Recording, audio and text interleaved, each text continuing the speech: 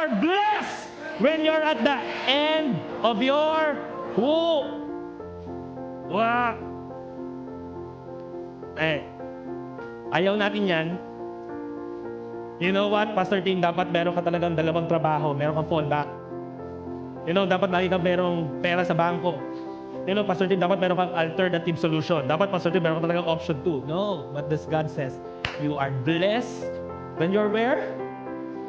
At the end of your rope. Why?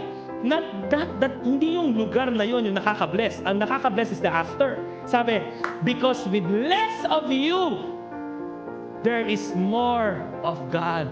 Ano yung sabihin nun? Your end of the rope leads you to what?